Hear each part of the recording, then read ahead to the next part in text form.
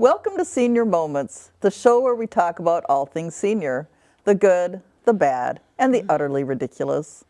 I'm Susan Tomasich. Today I have with me Maureen Elliott. Thank you, Susan. Oh, you're welcome, Maureen. Maureen is a local historian, and we are going to talk about the struggles of women in history of Calaveras County today. Is that correct? It is. I believe that women had not only the difficult life we'd imagine for having to carry the water, cut the firewood and get it in, that kind of thing, but their life was at risk, I think, more than we thought it was. Women often died very young, often in childbirth. There's a lot of them that were murdered, frequently by their husbands. They just had a difficult life. They had very little freedom. They couldn't go wandering around by themselves. There was no social things. And if they did want to visit neighbors, they often had to walk for miles to visit them, which kind of, is very difficult to do when you have 3 or 4 kids, babies at home and older kids to feed, to even visit with somebody. Medical care was basically non-existent. I mean, it wasn't that there weren't doctors, but they didn't know anything. And so there weren't a lot of help, really, in any young case. And some of them were more damaging than they were help. Suicide, there were several young women suicides that I was aware of, and most time it was because of a man. They'd been dated a man, engaged to a man, got themselves pregnant, found that they didn't have a husband standing there waiting because the man would leave, and they would kill themselves. Some of them, the one young woman that was really bad, she was 16 years old. Her family owned a hotel in Angels Camp. Her name was Katie Cosgrove. And the cook at the hotel, which was a woman, because the young girl spent most of her time at her parents' hotel, she asked if she'd like to go spend the night at her house, and she did. Unfortunately, the cook was not a decent person, and 2 men joined them. And when the girl woke up in the morning, the 2 men were getting dressed, and the woman was naked beside her in the bed, and she knew what had happened. She went home, took poison. Her mother called the doctor, and they did revive her.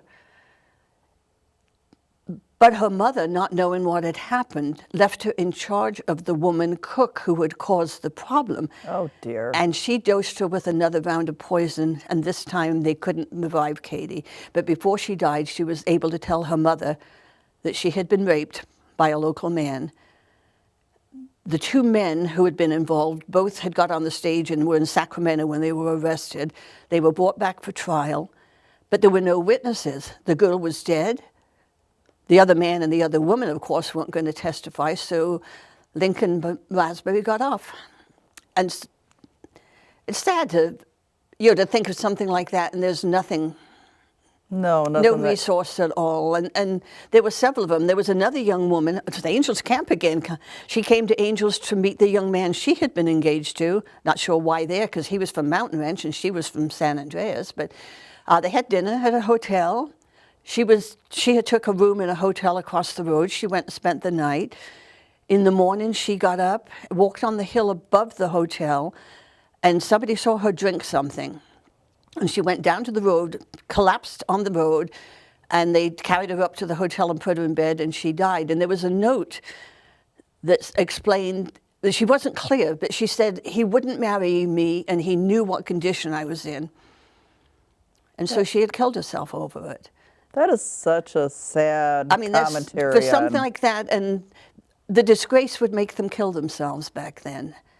And unfortunately, it didn't disgrace the man. No. I mean, that young man, very prominent family in Mountain Ranch, a huge family, and no, it didn't bother him a bit. So yeah. But women, the danger to their lives, women whose husbands, for no reason that anybody knew, butchered them. There was one in Murphy's, young woman with a husband. And I don't know what happened to him, but it sounded like he lost his mind for some reason. He accused her of taking his money. The money was found after he had killed her. He hit her with an axe, choked her, carried her to the creek and held her under the water. She had a young girl that was helping at the house, and she ran for a neighbor. The neighbor came. He couldn't stop him. He pulled her out, managed to get her out, but the husband pulled her back in and drowned her. And I think a lot of the insanity that we saw in men, because they were sent to the insane asylum in Stockton for alcoholism, I think it was probably caused by drink. I mean, normally we don't call it mental illness when they're an alcoholic, but I think that probably that was, their drinking was excessive, and it got to the point where it wasn't. But even I had told you about this woman that she came to visit her daughter. She came from San Francisco to visit her daughter in Vallecito, and while she was there, she went to Tuolumne County to look at a mine she thought she might invest in, and she never came back. So her son-in-law went to look for her, and somebody there knew about what had happened, showed her where her body had been hidden in a tunnel, and the guy had murdered her for the money she brought with him to maybe invest in the mine. Just that's, not that that doesn't happen today. Of course, murders can be just as quick today.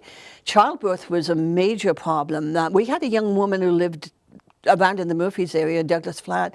She had 22 children, and only 6 lived to be adults.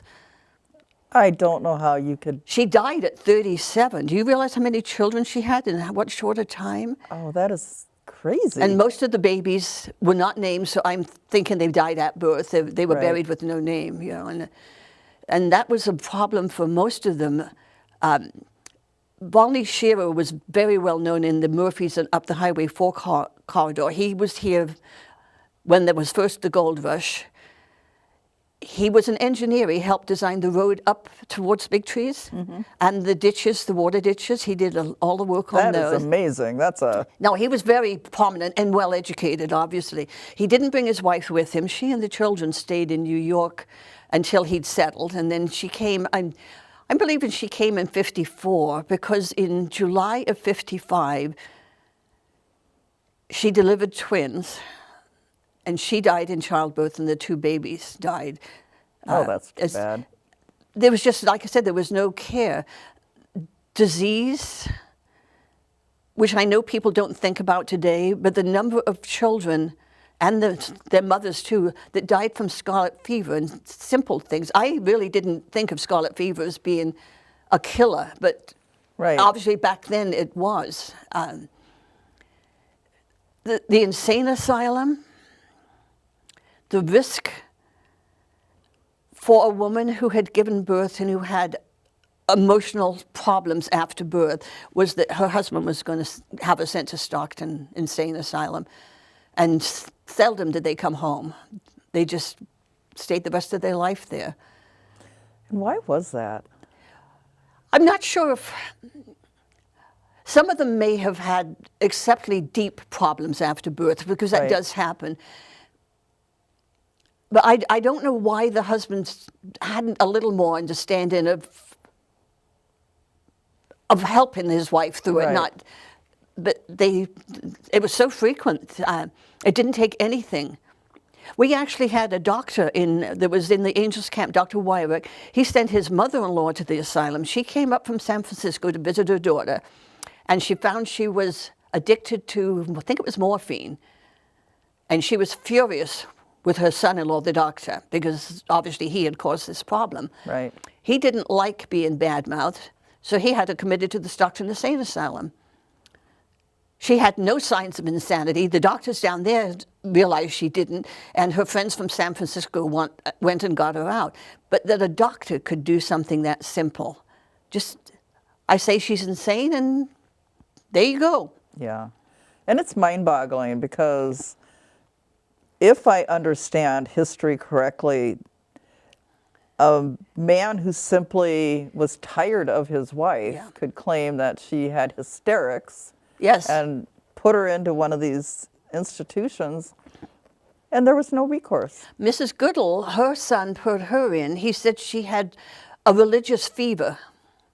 And I don't know what he meant by a religious fever, but even if she had become deeply attached to some off-the-wall religious organization or something and it bothered him, that is not insanity. No. You know, but he put her in his mother in the insane asylum.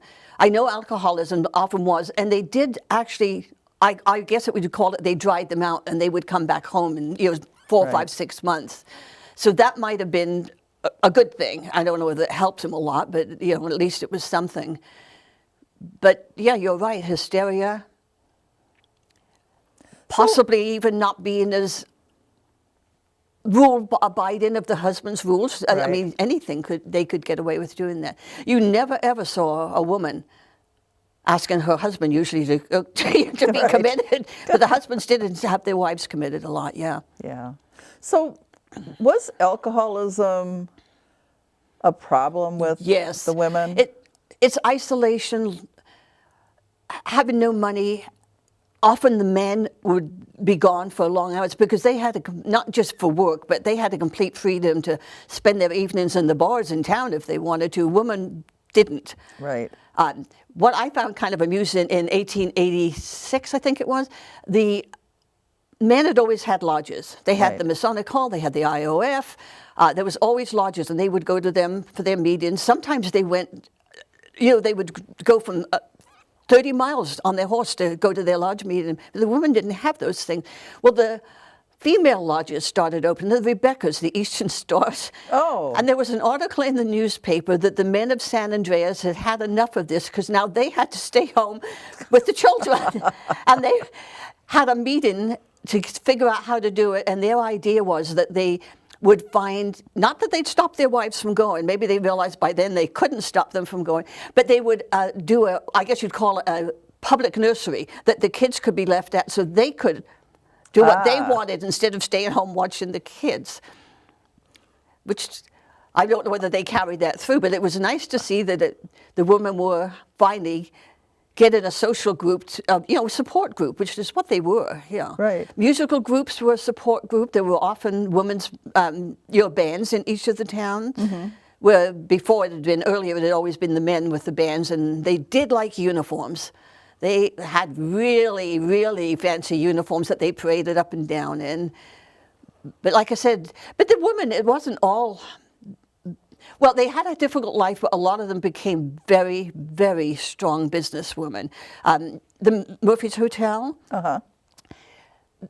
originally it was owned by the Sperry family and the Perry family.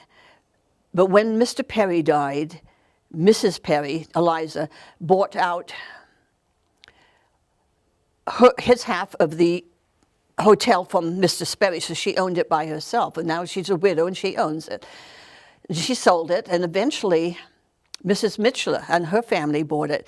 Now, Mrs. Mitchell came in the very early years, by 1850. She was married to a man named Jacob Klein, and she had 3 children. Mr. Klein, as it appears from some early diaries, had the inclination to beat his wife a lot. But there was a point that the townsmen wouldn't put up with it. I guess that there was I don't know what the point was, but he hit her with a shovel, and she was pregnant with twins. And the townspeople called a meeting, the men did, called Jacob Klein in and told him he was banished for 3 months. Well, he came back about 2 or 3 weeks later and tried to attack her again. And she was in bed. She'd lost the babies, and she was injured, and she was still bedridden. Right. And so they called him again and said he was banned from Murphy's camp for life. So the men did stand up for the woman, but only if they were really beat, kind of thing. So, but they, as I said, I think they were more inclined to mind their own business. Even not that long ago, people didn't get as involved in other people's lives as they do now. They don't watch out. They didn't. I mean, children that went to school with bruises weren't always right. They kind of ignored it. Whereas, but Mrs. Mitchell is. She married George Mitchell. She met him about 2 years later. They had 3 or 4 kids.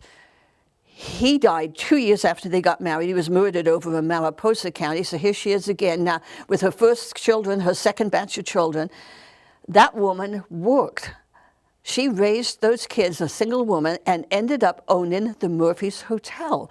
So there are, women that became strong, very strong women that did very well. I'm kind of curious with the whole financial aspect of that. So were women allowed to have assets in their Yes. own name? You applied to be called a sole trader, Okay. and that was only for women, so women could own a business on their own. Okay. And did you have to be a widow for that to happen? No, or these could were you... married women.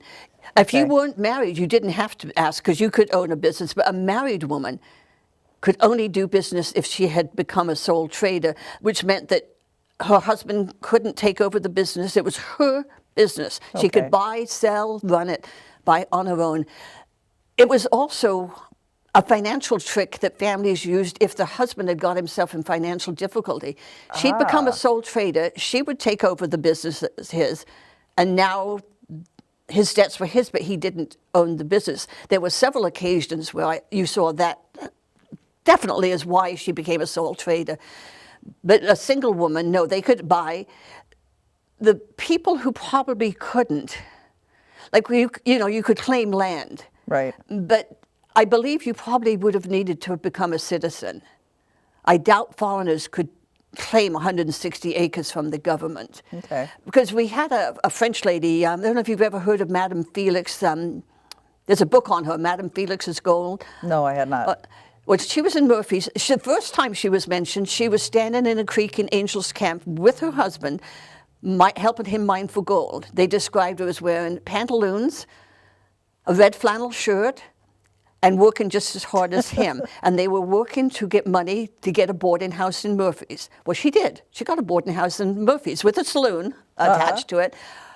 So she was up there, but her first husband died, I believe it was 1851, in a teamster accident. Okay. So she went down to Salt Spring Valley, you know, down by towards Copper, and opened a way station, a stage stop, a boarding house. She filed on 160 acres, put a land claim in, and it was her French name, probably, you know, her maiden name. Right. But she married again a couple of years later, and the husband she married then filed again on the same land. And I'm thinking it might possibly not have been a legal claim when a foreign, non-citizen French woman filed, and he was making sure that it was in their name. This episode of Senior Moments is brought to you by Naughty Squirrel Farms. Okay. So then, when people came to this country, they didn't automatically go through like Ellis Island on the East Coast. And... They came through the ports because those ports were well established years before. Right. But there weren't visa thing, you know, the things that we have to do today Right. to come in and out of countries weren't there. They just showed up on a boat and there they were, you know. Right. So let's say I came to Calaveras County in 1850. How do I become a citizen? You file a notice of intent, Okay. and then 5 years later, you can apply. All right. But the woman and the children didn't have to apply. If the man did, his wife and his children automatically became citizens as long as they were Okay. under the age of being an adult themselves. Right. So it was it's kind of unusual, but it's still probably the best way when. Well, especially because record keeping was a lot harder. You know, you had to write everything down. You didn't have big databases and computers. No, and it's all on pieces of paper somewhere filed, Right. and trying to figure that out is probably. I mean, how did they cross-file things where they know that it's done? How would anybody ever find those, really, when it comes down to it? They did have some mistakes. The towns, none of the land belonged to anybody in California when it became a state. It was government Right. land. But here you have been living on it for several years. You've built yourself a cabin on it. You've got a wife and some kids on, you know. So when they decided that they would allow the people in the towns to own the land they're living on, they came up with the plan. Murphy's Incorporated. Nobody knows that. And they lost it later because they didn't do a city council and the elections they had to have. I don't know why they didn't, but they did incorporate. So theirs was the city trustees would come out and say, is the neighbor objecting? No? Okay, that's your lot then. Okay. The other ones, it was a judge. Every other area, every town in the county, the local judge, you'd go to him and say, you know, and they did maps to prove it. And those maps are still in the ones they use today with just lot splits, you know, changes on them. But originally, you could go and establish yourself on 160 acres? There was a Homestead Act, a Land Okay. Claim Act, so you filed, and those were all written and signed by the president. Oh, all right. You can still find the original copies online. Uh-huh. They're all on, the Bureau of Land Management. They have all of those copies online, which is kind of nice that you can print a document signed by the president, done way back Oh, then. yeah. Yeah, but you could file on 160 acres. It almost looks like some of the people who maybe had somebody working for them would have them file on the next piece and then buy it from them for almost nothing. Oh, okay. Because a lot of people ended up with a lot more land and they had bought it from man next door. And I've often wondered if there wasn't, some Collusion going solution. on. The other strange thing is you see deeds signed over to people where the man has been dead for over a year. And they're transferring property from him, and they must have known the man was dead. So we can't do that today, but they obviously back then they did. And also the other It's problem kind of with an interesting concept, transferring land from a dead person. But because you look at it and you're going, well, how could he have signed this? He died. I know he died. He's Leo. So Exactly. they did things differently, and Right. even for what they really did well, though. I mean, you come and there is nothing. There is no law, there is no order, and yet they managed. right. I mean, their punishment for doing things was a little bit strict back then, more so Sure. than it might have been, but at the same time, they probably had to. When you start, you start with whatever you can, but eventually by the time they had got, a Senate going and boards of supervisors going, they were a little bit more like we are today, a little Right. bit more regulated than we are today. The elections, women couldn't run for office. I'm not sure they wanted to, but back in the early days, of Right. course, they couldn't.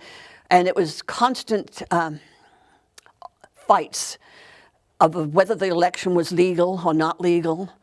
When they wanted to move the courthouse from McCullomy Hill to San Andreas, McCullomy Hill counted ballots that said they won, but the election board said they hadn't. And it turns out that when they first, the election closed down, they had 1,600 ballots.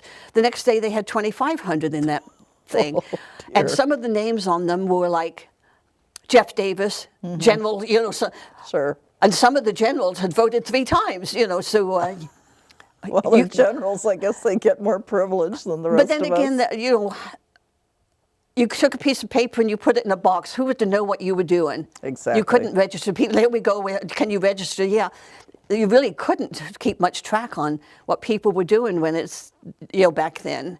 Yeah. I probably didn't even know how many people lived in the towns half the time, because how do you count them when they're out there in a cabin that's nobody even realizes that they're out there? Yeah. Right. Well, and people were coming and going too. So They were very movable.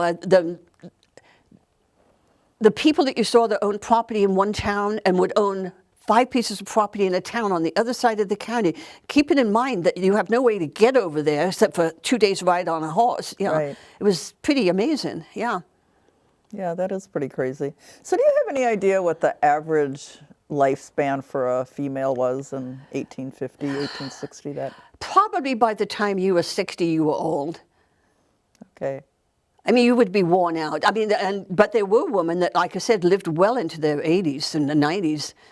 We have a few that lived to be 100. Even, back in the 1800s, they managed to live. But they must have had good genes and a family that took care of them. Yeah, that had to have been it. Yes. But as I said, a lot of them, if you didn't die in childbirth, and if your husband didn't murder you, and they didn't send you to the insane asylum, jeez. they could do, they could do fairly, well. And we know a lot of them did. Sure. Well, look Grandma at- Roleri I comes was up going to with- bring her up, Grandmother Valeria. I mean, her life wasn't easy, but she came from a family with money, obviously. Her father came first. He got settled. He sent for his wife and his daughters. Well, he had promised her, that's daughter, to a John Marconi in marriage. Well, she did not she was obviously headstrong. She was not going to marry the man her father had chosen, and she'd already seen Mr. Valeri, and he was more handsome and more dashing. And she told her father she wouldn't marry John Marconi, and she didn't. She married him. They bought the Reynolds Ferry on the river, and everybody said they bought it. Right. But they didn't. She did. I found the deed just last week. And she bought the ferry. Okay. So obviously it was her, his name was not on it at all. All right. Very, very unusual, and definitely not part of the normal family story. I was shocked when I saw this. Olivia bought it. But he died, shortly after. She had at least 10 children not old enough to take care of themselves yet. And a woman had built a hotel on Main Street in Angels Camp about 2 years before. Okay. And she was selling it, so she bought it. And it was the Calaveras Hotel. It was a smaller building. It was a one single building at the time. She bought a ranch where they raised all the beef for the hotel. Her sons worked them. All, her whole family worked their businesses. Sure. The girls worked the hotel. She bought every business alongside this side and that side when they came up. She owned the whole block of businesses. That is amazing. She always thought she was going to die whenever she got sick, her family said. Uh-huh. She knew she was going to die, and she'd always kept the instructions for what to do when she died. And when they did Prohibition, she got arrested. Her saloon couldn't sell alcohol, so she was selling fruit drinks, except they had 10% alcohol in her fruit drinks, and she got arrested, which gave her a little personality there that she did kind of went along with what she wanted. But she was very successful, but not easily. She was left to raise all those kids by herself, and yet look how well she did. She did really well. Yes, she did. She never married again after? Never, no. That is never. Amazing. No. And I have read somewhere that if you were hungry, she would feed you. There was always, and they also cooked. She had a Chinese cook, and I guess he made the best raviolis in the county, and people would buy them on Sundays. They'd line up with their lunchbox, and they had pails back then, and have them filled. But she would allow women who were shopping to leave the babies at the hotel, and the girls would watch them for them. Oh, how nice. No, she was very good to everybody. The hotel was separated. The traveling community that stayed there were over here. The permanent guests, which often were school teachers and single women who were needed somewhere, had a separate dining room. So she kept them safer. Right. As well. No, I'm sure she was a remarkable woman. Wow, she seems like she was born 100 years before her time. A lot of them seem to be. I mean, like I said, they didn't ever, although I do think she had somebody gave her the money to buy that ferry. Right. She got it from somebody, maybe, the rich father, well enough to leave something for her. Yeah. But there were a lot of them like that. Like I said, Elizabeth Mitchell, she didn't have anything. She raised a family and ended up with a big hotel in Murphy's. Katie Cogsgrove, the little girl who was raped and killed herself, her mother was the same way. Katie was born after her father died in 1868. Her father died from drinking excessively. Okay. So it left Catherine Cosgrove running that hotel and the carriage and livery stable with just the help of her children. And she did extremely well. She owned a lot of land behind the hotel, which was on Main Street, up Bush Street. She subdivided it in the 1900s when they started splitting land up, and it's the Cosgrove subdivision. I mean, she kept up with the times. She started selling a small part of her land and another, and then she subdivided it and sold them off in subdivision lots. Yeah. So, I mean, there was a lot of them like that. Josephine Felix, the same way. I mean, the fact that she would be in a creek digging, opened a boarding house and saloon in Murphy's. Her husband dies. She goes down, and she did extremely well. Her story ended kind of strange. She was buried on the ranch down there, in Hodgson, the Felix area. Right. And it's private burial ground. Mm-hmm. But when the the Meridian mine opened up down there, I don't know if you remember that, was the land that they owned. And so they paid to have the burial site dug up. Her first husband was buried with her. Oh, okay. He was put in copper, and Josephine was brought up to Murphy's, where her second husband was buried in the Catholic cemetery and buried next to him. Okay. So she's up here with him, but the burial grounds, we probably have, I think I have a list of at least 115 burial grounds. We only have, what, a half dozen cemeteries, Right. but burial grounds with quite a few people in them. Some of them only 2 or 3, some of them quite a few, because they used to bury them. Sure, and the family plot was... And it's all on private land now, so Right. they're not really what are called visible, and some of them are vanished. Sure. I don't know if you knew that there are 2 county hospital cemeteries in San Andreas. I did not. The Gold Hill House, the first county hospital was above Mount McColmy Hill on the highway on Rich Gulch. And then in 1869, they decided that they would own a hospital instead of just paying somebody else to use, that doctor's hospital. Okay. So they bought what was a Gold Hill House. It was an old stagecoach thing right about where Poole Station on the highway is, and made it into the second county, well, the only real owned by the county hospital.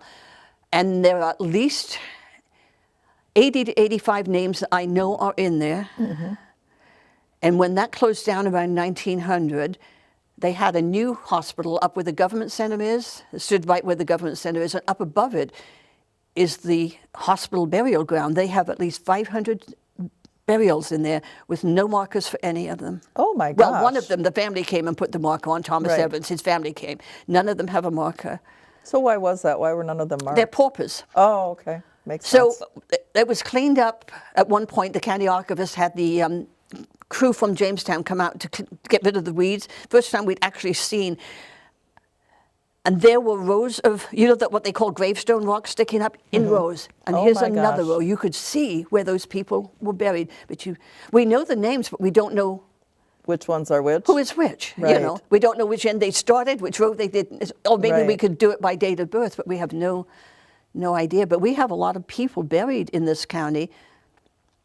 That we'll just never know. We just know. Yeah. It's a sad thing in a lot of ways, and children that die, especially before there were graveyards. There were no graveyards in San Andreas. In 1859, there was an article in the paper that people are burying people in their yards, and this has to stop. We have to get a burial ground. So there's probably, if that's right, and I have no reason to think it wasn't, Well, if you didn't have a graveyard, where Yeah. were you going to bury them? I mean, you'd have to be on your property somewhere, yeah. somewhere. Yeah. I mean, So you're I not gonna think there's take some them to the neighbors, surprises. I don't think, and say, Well, here, let me bury my Like I said, loved one on don't your dig too property. deep in your backyard. Yeah, there I you sold go. a house in McColmy Hill. I was a real estate agent, and I didn't realize at the time when we sold it, nobody said anything. There was an article I found years later that property had a man with a gravestone on it. They named him. They said so it was on the gravestone. He was very, very early death. Okay. And I called the lady that bought it, and I said, "Did you see a piece of marble on your backyard anywhere?" And she said, "No." But he Okay. has definitely got to be somewhere in that yard. Well, maybe Yeah, we... and I'm sure there's others in people's yards that you don't know about. There's a lot of history in this county, Native American history, and the women that came that were Hispanic and other nationalities were not that they weren't respected, but like Ben Marshall, the sheriff, he had what they called Mr. Marshall's woman. Okay.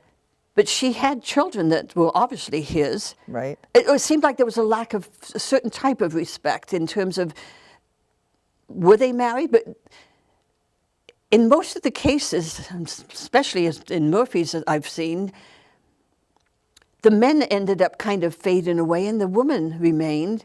Mm-hmm. And when they died, they had an obituary that said Pioneer Woman of Murphy's on them. So they ended up with the respect that it didn't seem like they had when the men were there with them.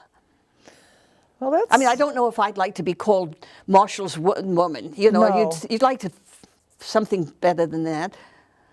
Well, and I think you would want the respectability of Yes. being married to him. Well, and Andrew being Jordan known. was the same way. The woman that lived with him, a Mexican woman, and raised his 3 children. She had an obituary when she died, a very nice one. He got that one line, died, with the date on it in the newspaper. So, even some of the Native American women, Mary Leonard, she had married a white man. He was murdered on his way home from the hotel in Murphy's one night. And of course, she'd been living on the land that he had claimed, and she's an Indian, and you can't claim the land. Her mother-in-law, his stepmother, claimed the land and gave it to her. Oh, thank goodness. Yes. No, Yeah. So, I mean, there's... And how ironic, a Native American who can't claim I know, American land. But that's the rules they have. You couldn't witness in court cases. Okay. Neither could the Chinese. Foreigners, you couldn't go to be a witness against them. But we had, even the black families, I think we didn't have a lot in this county. We don't now, and we didn't then. Right. There were 2 in San Andreas, probably the only 2 and the well-known ones. One was John Ferguson's family. He lived at the end towards Angels Camp, right up where the Aurora office, that was his land, all up in that area. He and his wife were respected. She was, a hard-working woman, so was he. But his sons were absolute criminals. I mean, they were constantly a murder, robbery, everything. And so they had that stigma against them because of them. They really didn't make it as well. The Bynum family, he came as a slave, bought his freedom for $1,400, got his family here. They had probably 6 or 8 kids. Nobody ever disrespected anybody in that family. So it didn't matter really what foreign country or what, it was how you lived more, I think. There was a lot of respect if you lived, and it was sad with the Fergusons because they didn't do anything. Mary and he didn't do anything wrong. It was the kids. The boys would... So how does a slave come up with $1,400 to purchase himself? They weren't supposed to come to California as slaves. We were a slave-free state, but they did. Some of them brought them with them, and a lot of them would allow them to work on their own time. Oh, okay. Gold mining. You get some gold, and you could save everything. Sure. And they'd buy them. Yeah, they would have a work on the side. Well, at least you had that opportunity, which is more than some. Yeah, I'm sure that all the, I'll call them masters that brought their slave with them, didn't give that opportunity, but a lot of them did. And so you shouldn't have to buy your wife and your children, but they did. Right. That's really unfortunate. If California was a slave-free state, it seems counterintuitive that people could bring slaves and that they'd still be considered slaves in California. And they were, even after it was abolished. Right. But it really wasn't abolished just because they said it was abolished. Right. And some of them would end up here, and they would put out a notice or send a bounty hunter after them. Right. There were a few of them that actually were sent back, which That's a travesty. If it was me as the judge in California, I'd have probably said, too bad. This is a free state. You can say what you want, but as long as he's here, he's fine. But they didn't. Some of them did send them back. Some of them didn't. Some of them stood for, what was right. But, that's good. But no, this was a free state. But we have to remember that when that war broke out, probably close to half of the people here were Southerners. That makes sense. And they did go back and fight on the other side. Sure. Yeah, so I can understand why they did. Their families are still there, and that was their background. But we were a free state, but it takes a while to outgrow your history, your background. Yeah. Right. That makes sense. So if you were going to pick out one female from this county, who do you think who's your favorite character, I guess, from the early times of this county? Well, actually, it's probably Grandmother Valeri for what she represented. Right. Okay. I mean, as the well-known, it's not that there weren't other women that did just as much as she did, but she's the best known, and she probably had the biggest business down there. Mm-hmm. I mean, that whole block burnt down when her hotel burnt, everything. And of course, it caught a few other businesses that she didn't own, on fire. But it left a huge gap in Angels Camp for years. So was she able to rebound from that, or did that just She put was her dead under? before the building burnt down. She had died a few years before. It burnt in 1938, Okay. and she was gone by then. It's hard to know how long that would have kept up with being what it was. Would it have continued on from into the 40s or 50s, or Right. it probably would have deteriorated because they Yeah. were very old buildings anyway, and her family would have outgrown wanting to, run it. Yeah. Well, that's really interesting. Yeah, she's like a larger-than-life character in She the is, and I county. think that's why she comes to your mind, because we know her so well. Right, Though right. there were loads of, I'm sure, smaller stories. The bravery of some of them. There was a young girl in Angels whose parents had died, and she and her younger brother went to live with her married sister. Okay. And she was 15, and the mail there was a train that came into Milton and Valley Springs, so the mail would go there, and then it was brought up to Angels on horseback. But the Postal Service decided not to do that anymore. So the mail's in Milton at the train station, and that's where it sits. So her brother-in-law that she lived with had her hired, this 15-year-old girl, and every day she rode horseback from Angels Camp to Milton, which is not an easy trip, and Right. back with the mail every day by herself, which she wrote about her. She's buried in Murphy's, and so she had written about that. And she said when a cougar attacked her one day, that was when she told him she wasn't going to do it anymore. Oh, dear. But I mean, her life, every day, it must have been terrifying to be riding. I don't know, probably how long would it take to ride a horse from Angels to Milton? I have no idea. Half the day, probably, Yeah. and then come back with the mail. Yeah, that's what she did every day for a year and a half. That's a 15-year-old, amazing. young girl. Yeah. So I mean, a lot of them, I wouldn't have got on a wagon and come to California. Yeah, I would not either. I guess said, no, I that's- don't think so. So yeah, I think there was a lot of bravery. In both sides of the family back then. Sure. Woman whose husband died on the trail, and she's left with a wagon and 4 or 5 small kids. One of them, a man in the train said he would, take her on into the, California in the Right. wagon, but he said it's not right unless we're married. And she said, okay, and they got married. Somebody should dear. just bail, but I mean, you did what you had to do. Absolutely. Yeah. The other side of that is if you were here and your husband died, and you may have 6 children, but because there were so few women in the early years, there'd probably be 12 men at your door asking if you wanted to get married. Well, there was an upside then. Yeah, there was So, that. I mean, you could could pick and choose. choose. Not that any of them were probably that prize-worthy, but Right. but some of them. I think the worst story I heard, and I got it from one of the inquests, outside of Murphy's on Penn Gulch Road, there is a grave out in the field with an iron fence around it under an oak tree. I always kind of wondered. I Yeah. found it in the inquest, and accidentally, of course. Her name was Mary Ann Webster, and she and her husband Stephen and their little boy had come here, but the husband died in a mine-in cave-in in 1851. So now she is left, and that's really early, and she's in Douglas Flat. And she has this little boy, and there's really only a few choices. Another man, take in washing, open a saloon. There's not a whole lot of Right. money things for a woman. She did marry again. He stayed 2 weeks, stole all her money, and ran off. She never saw him again. So she did take in washing. She also did sewing, and she sold alcohol out of her home. Not an uncommon thing that Right. So.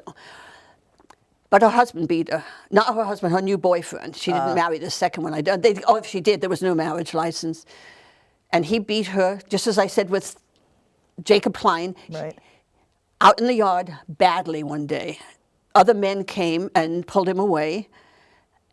But she was seriously hurt because he'd been kicking her very hard.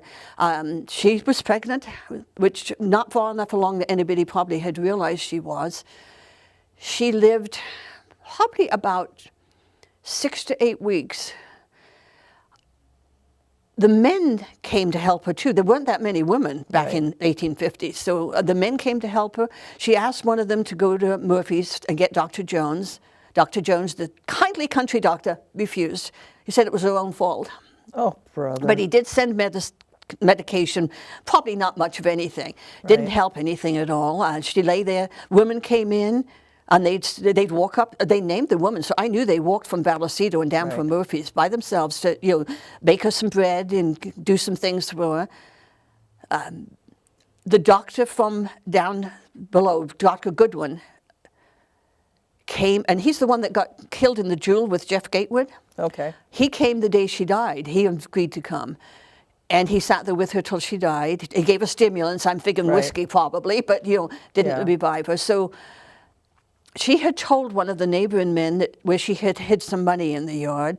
And she also said she had some money saved that John Perry at the Murphy's Hotel had for Okay. her. Well, that left the little boy an orphan. And there was an advertisement put out by his grandfather, who was here too, which kind of surprised me. He wasn't any help in this situation. Yeah. That the little boy had been kidnapped. That he'd been in Somerville in Tuolumne County, and somebody had kidnapped him, and he was going to offer a little reward for the boy. Never saw anything past that. But by 1860, that little boy is living in the Murphy's Hotel with Eliza and John Perry. They kept him, raised him as their own. When they died, they left him acreage and money. And they didn't adopt him officially, but he was Right. basically their son. But the way that the whole story of Mary Ann and doctors refusing to come, Dr. Robertson refused to come, Dr. Jones refused to come, and saying that was her own fault. I know. That's just So mind-boggling. that story of the old friendly country doctor is not really accurate, I'm afraid. But there was a lot of stories, of that nature. Right. The men took care of each other because, like I said, there were no women, and they would come as a group of men. Right. And somebody was ill, they would nurse each other, take care of each other. The lodges also, which was a big help for the men. A lodge would take care of you when you were sick. Okay. Often, and I don't know how it worked, if somebody was ill, he might be taken to the hotel and he would be taken care of there, but I don't know who paid for him.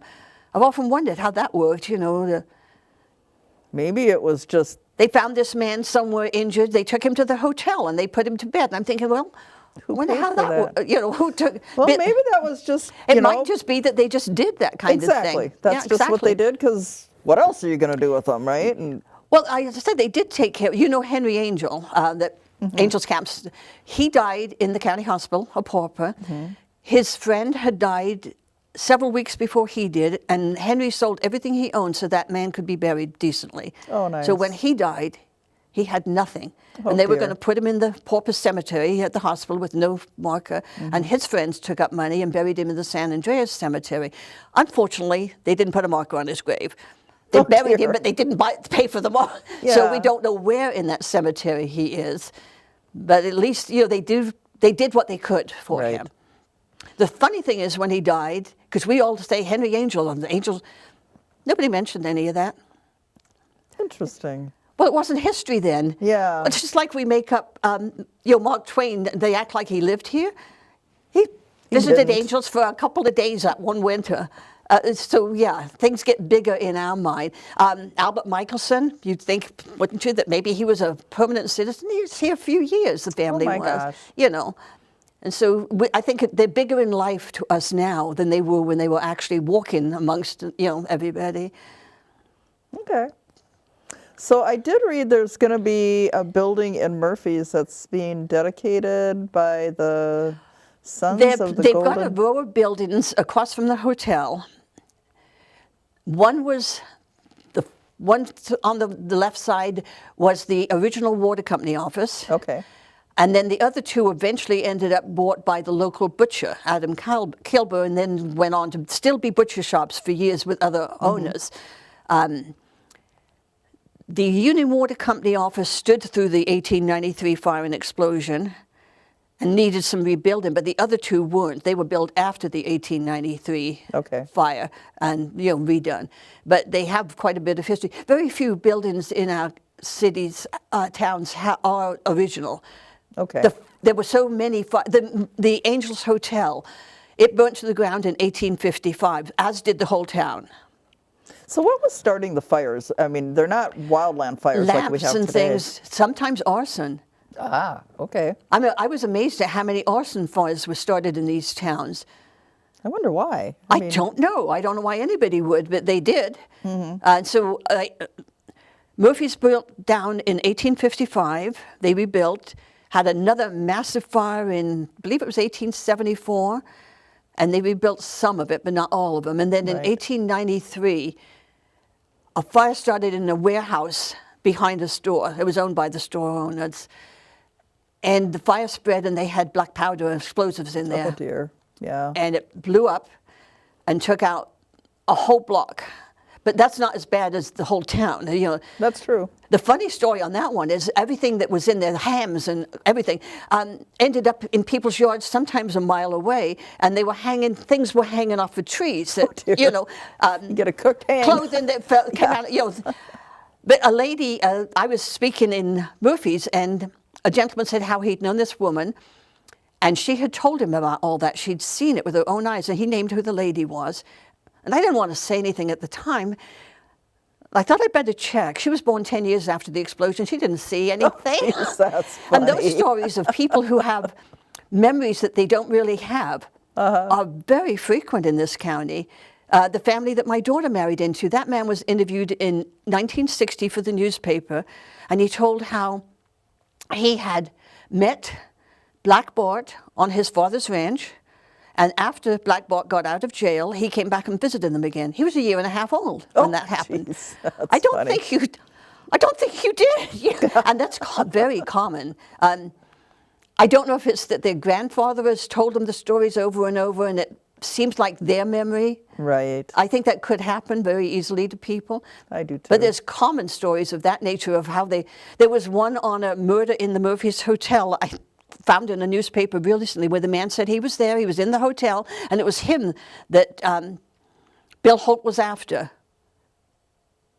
And I'm reading that and I'm thinking, I've read the original thing that happened in 4 different newspapers, and none of them told the story you're telling, Oh, and none that's of the funny. names that he said, any of them had anything to do with that. That's But he crazy. believes it was all about him, and he was there. That's really interesting. So we've got like 5 more minutes. What would you like to talk about that we haven't talked about already? Well, I think the fact that if these people had not come, and if they hadn't gone through what they went through, this county would not be what it is today. That I mean, is we the owe them truth. a lot of respect. I agree with you. Because as I said, would you get on a stage today if your husband said, we're going to go 3,000 miles on a stage, and you're going to walk most of the way, and I don't know what we're going to get when we get there. Would you do? Bye-bye. No, we wouldn't, would we? That's right. But they I wouldn't. did, and if they hadn't, we Yeah. would not be here in this county today. I think like I said, we owe them a lot of respect. I think so too. What they did was amazing. Yes. Absolutely I've incredible. been very impressed anyway, especially since, as I said, I know I wouldn't have. Yeah, I wouldn't have I wouldn't volunteered do it, either. no. All So, right. yeah. Well, thank you for being here today, and thank you to our listening audience. I hope you enjoyed this conversation as much as I did, and I hope that you tune in next time and enjoy another show with us.